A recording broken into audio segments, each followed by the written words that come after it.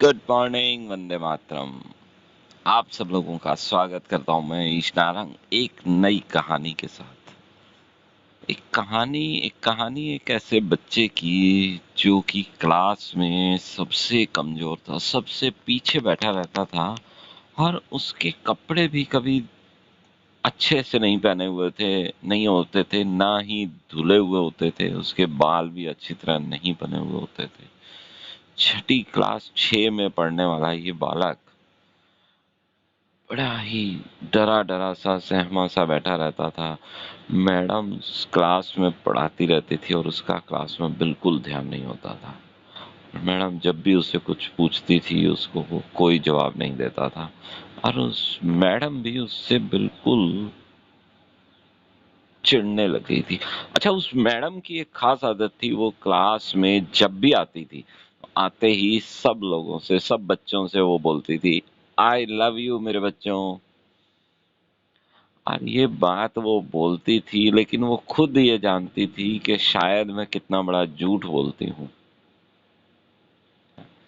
लेकिन उसकी ये आदत छूटी नहीं और ऐसे ही क्लास में चलता रहा। और रोज एक चीज जरूर होती थी, मैडम उस बच्चे से कुछ ना कुछ पूछती थी और वो जवाब नहीं दे पाता था और वो बच्चा पूरी क्लास का हंसी का पात्र बन गया था। इवन मैडम ने भी किसी भी चीज का अगर नेगेटिव एग्जाम्पल देना होता था तो उस बच्चे के ऊपर दिया करती थी, लेकिन बच्चा वहीं बैठा रहता था और कुछ नहीं बोलता था, बिल्कुल चुप रहता था। और ऐसे ही दिन बीतते गए और एक दिन मैडम को सब बच्चों की प्रोग्रेस रिपोर्ट देनी थी, प्रिंसिपल को। बच्चों के माता-पिता के पास जाने से पहले वो रिपोर्ट प्रिंसिपल के पास जाती थी और प्रिंसिपल के पास जब रिपोर्ट पहुंची और उस रिपोर्ट में उसी बच्चे की रिपोर्ट में एक भी चीज ऐसी नहीं थी कि वो पॉजिटिव हो। हर चीज में नेगेटिव उसका लिखा हुआ था। उसके फ्यूचर के बारे में बड़ा नेगेटिव लिखा हुआ था कि ये कुछ नहीं कर सकता। क्या ये रिपोर्ट पढ़कर प्रिंसिपल मैडम थोड़ी सी हैरान हुई, लेकिन उसने क्या किया कि उसी बच्चे की पिछले 3 साल की रिपोर्ट अगले दिन सुबह मैडम की टेबल पर रखवा दी। अब अगले दिन सुबह जब मैडम आई टेबल पर, उसने वो रिपोर्ट देखी और उसने उस रिपोर्ट को पढ़ना शुरू किया, तो वो क्या देखती है कि इन पिछले 3 सालों में उस बच्चे का रिजल्ट हमेशा बहुत बढ़िया रहा है। वो बच्चा हमेशा फर्स्ट आने वाला बच्चा था और अभी मैं जब से इस बच्चे को जानती हूँ तब से ये बच्चा ऐसा क्यों है। वो और पढ़ने लगी उस रिपोर्ट को, उसने ध्यान से पढ़ा, रिपोर्ट को पूरा पढ़ा, तो उसने देखा कि कुछ समय पहले उसकी माँ बीमार हुई, कैंसर का उसको बताया गया और कुछ समय के अंदर उसकी माँ की मृत्यु हो गई और उसकी माँ की मृत्यु के बाद वो बच्चा डरा डरा सहमा सहमा और चुप चुप रहने लगा। तो ये देखकर, रिपोर्ट में ये चीजें पढ़कर उस टीचर की आंखों में आंसू आ गए और उसने ये सोच लिया कि मैं इस बच्चे को फिर से वैसा ही बनाने की कोशिश करूंगी। और अगले दिन से उस टीचर ने पूरी क्लास में उस बच्चे का मजाक उड़ाना बंद कर दिया। लेकिन अब होता क्या था, एक चीज उस मैडम ने और को शुरू करी कि कोई भी क्वेश्चन जब उस बच्चे से पूछा जाता था, एक्सक्यूज मी, उस बच्चे से जब पूछा जाता था तो वो बच्चा हमेशा की तरह कोई आंसर नहीं देता था, लेकिन अब वो मैडम उस बच्चे को अपने पास बुलाती थी, उससे वो क्वेश्चन फिर से पूछती थी, पर वो नहीं बता पाता था तो वो मैडम उसको उस क्वेश्चन का आंसर खुद देती थी और उससे भी बुलवाती थी वो आंसर। और ये सिलसिला रोज चलने लगा। रोज मैडम ने क्लास में आना और सब बच्चों को बोलना, आई लव यू मेरे बच्चों, और उस बच्चे से क्वेश्चन पूछना, उसने आंसर नहीं देना और फिर उससे बुलवाना। और ये सिलसिला इतना बढ़िया चल पड़ा कि कुछ दिन के बाद उस बच्चे के कपड़े भी साफ सुथरे होने लगे, बाल भी बने हुए होते थे और वो खुद हर क्वेश्चन का जवाब भी देने लगा। उसका पढ़ाई में मन लगने लगा और वो बड़ा अच्छा स्टूडेंट बना। और रिजल्ट जब आया उस क्लास की फाइनल एग्जाम का, तो वो क्लास में सेकंड आया था। वो छठी क्लास का छात्र क्लास में सेकंड आया। ऐसे ही और दिन बीतने लगे, एक क्लास और उसने पढ़ा। अब जब नेक्स्ट क्लास खत्म हुई तो बच्चों ने एक दिन टीचर्स डे पर सभी टीचर्स को गिफ्ट देने का प्लान किया। अब मैडम की टेबल जो है अच्छे अच्छे सुंदर सुंदर गिफ्ट से भरी हुई थी। बहुत सुंदर सुंदर गिफ्ट रैप किए हुए थे।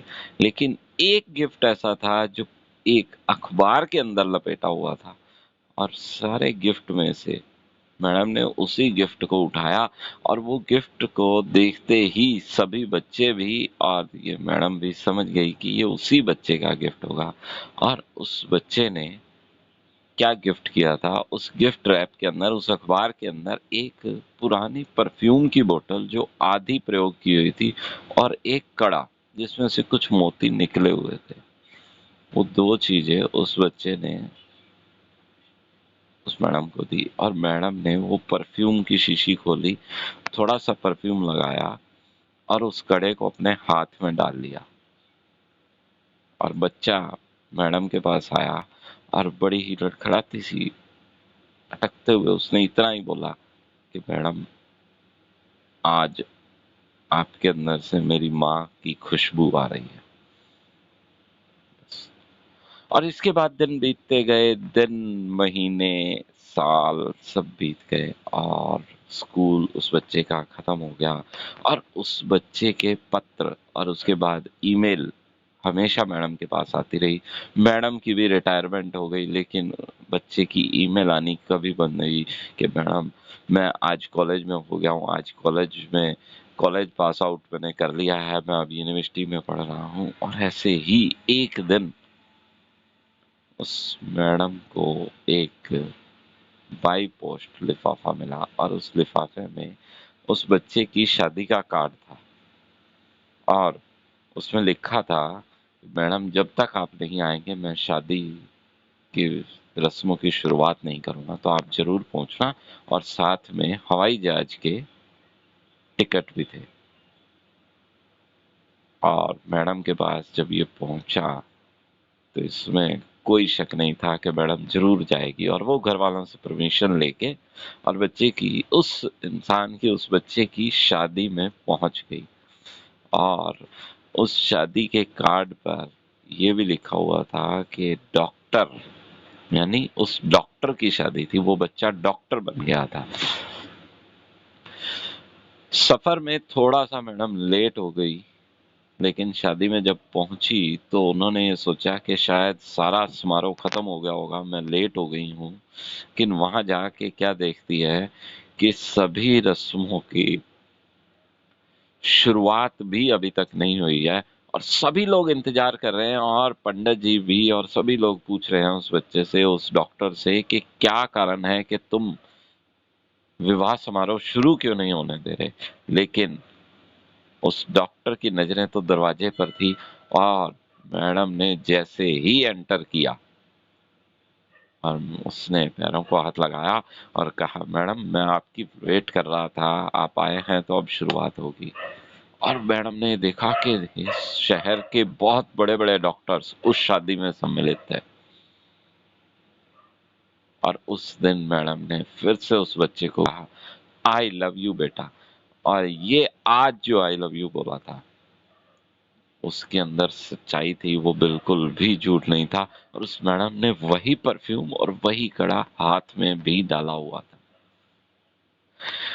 तो बच्चों को इसके अंदर एक बड़ी अच्छी चीज आपने लोगों ने समझी होगी कि बच्चों की कभी भी हमें खिल्ली नहीं उड़ानी चाहिए। अगर किसी बच्चे के अंदर कोई कमी है, उसको उभारने की बजाय उसको खत्म करने की सोची जाए। और वो कैसे हो सकता है? उस बच्चे का मजाक उड़ाने से नहीं हो सकता, उस बच्चे को थोड़ा सा अप्रिशिएट करने की जरूरत होती है। कोशिश तो करके देखें हम उन बच्चों पे, हो सकता है कोई प्रॉब्लम भी ना हो, तो भी कभी कभी बच्चे अपने ही कल्पना जगत में घूमते रहते हैं और पढ़ाई में ध्यान नहीं दे पाते हैं। लेकिन हम थोड़ा सा अप्रिशिएट करेंगे, उनको प्यार से चीजों को समझाने का प्रयत्न करेंगे और ऐसी कोशिश नहीं करेंगे कि वो रट्टा लगाए, तो बच्चे बहुत ऊपर तक जाने वाले हैं। और ये कहानी सिर्फ टीचर्स के लिए नहीं है, पेरेंट्स के लिए भी है। बहुत बार देखा गया है कि पेरेंट्स भी बच्चों को उभरने नहीं देते, बाहर नहीं निकलने देते। बच्चों को अपने आप करने दो, बच्चे बहुत प्रैक्टिकल हैं। बच्चों के अंदर ना, जब पैदा होते हैं तो वो एक हार्डवेयर होता है, सॉफ्टवेयर हमने उसमें लोड करना होता है। तो बस अच्छा सॉफ्टवेयर लोड करेंगे तो बच्चों का रिजल्ट बहुत अच्छा होने वाला है, और उसमें कोई भी वायरस नहीं आने वाला है जब तक कि हम एंटीवायरस बन के उनका ध्यान नहीं रखेंगे। बिल्कुल।